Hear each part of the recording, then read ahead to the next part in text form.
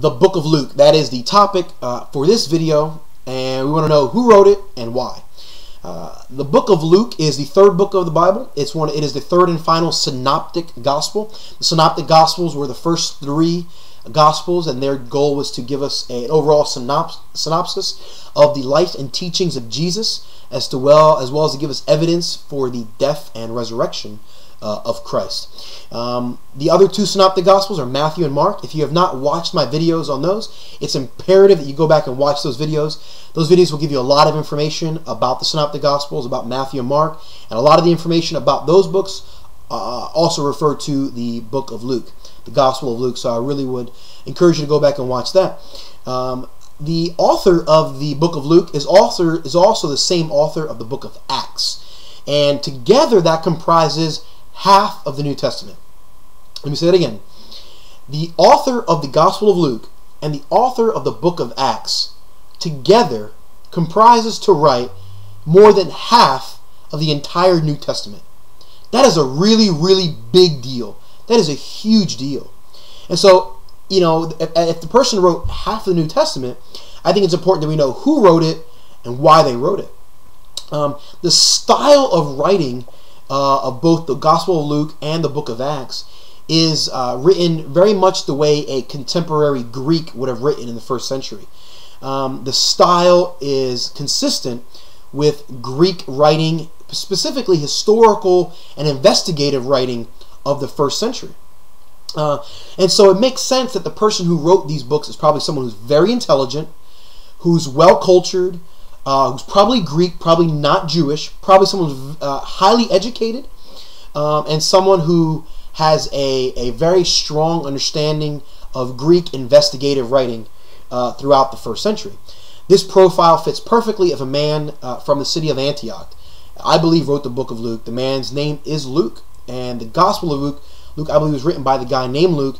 He is from the city of Antioch, which is a Greek city, where Paul and Barnabas lived. There was a church in Antioch, and that is where the word Christian first derived, and that is where Paul and Barnabas that was sort of the launching pad that Paul and Barnabas had for their missionary journeys to the rest of the world.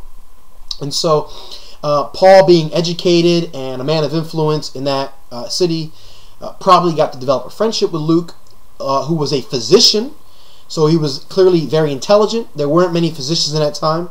So he was very intelligent, very well educated, probably a man of stature, influence, of wealth. Probably developed a friendship with Paul. And as you'll see in a moment, as I'll show you, traveled with Paul. Paul traveled all over the Greek and Roman world preaching, and Luke traveled with Paul. Paul was imprisoned in Rome, and it is thought that Luke probably traveled to Rome several times to speak with him.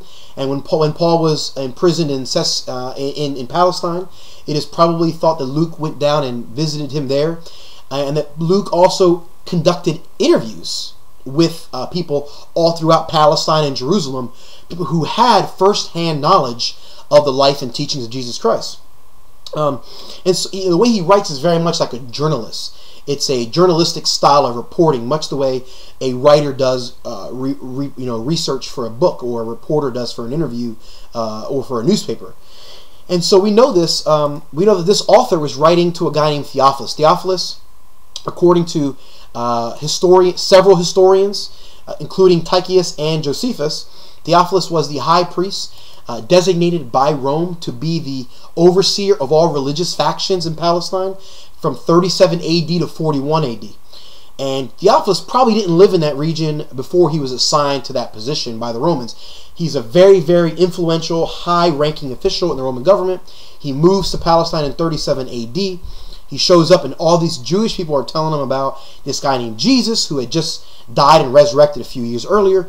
Theophilus hears about this guy named Jesus. He's taught a lot about him, but he's unsure as to whether or not he believes that this guy, Jesus, is legit. And so Theophilus probably develops a friendship with Luke, and probably some people believe he even hired Luke to do an investigative report for him. And so the author of the Gospel of Luke is writing to this guy named Theophilus. The author of Gospel of Luke says, "Many have undertaken to draw up an account of things that have been fulfilled among us, just as they were handed down to us by those who from the first were eyewitnesses and servants of the word. Therefore, since I myself have carefully investigated everything from the beginning, it seemed good to me to write an orderly account for you, most excellent Theophilus, so that you might have a certainty of all the things you've been taught. So the author of this gospel is saying, hey, Theophilus, you're my friend. I want you to have a really good account. I want you to have a good understanding of all the things you've been taught by this guy named Jesus. So here's the book. Here's all the information. You can trust this. This is first-hand knowledge. I did investigative reporting, and here is a succinct understanding to what happened in the life of Jesus. Well, later on, the same author writes again to Theophilus another book. We have that book in the Bible. It's called the Book of Acts. He says this: the first account I composed, Theophilus, all about that Jesus began to do and teach. So clearly the author of the book of Luke and the author of the book of Acts is the same exact person. The author of Acts is saying, hey, Theophilus, remember the last book I wrote to you about Jesus? That was great. Now I'm going to write you a book all about the apostles and all the things that they did after Jesus went up to heaven. And so this is what the author of the book of Acts is saying. And we know that Luke wrote the book of Acts because later in the book of Acts, in Acts 16 and a few other portions, rather than speaking in third person, Luke begins to speak in first person and begins to make it very clear that he was one of the guys that traveled, and he talks about how we traveled with Paul and that we were a part of the missionary journeys throughout the Roman world. And so Luke begins to speak in first person, and by process of elimination, there's only a handful of people that traveled with Paul. And as you read through the book of Acts, as you read who traveled with him, and you read the first person accounts throughout the book of Acts, you can very quickly infer that Luke was the writer of the book of Acts. And we know beyond a shadow of a doubt that the writer of the book of Acts is the same writer as the Gospel of Luke.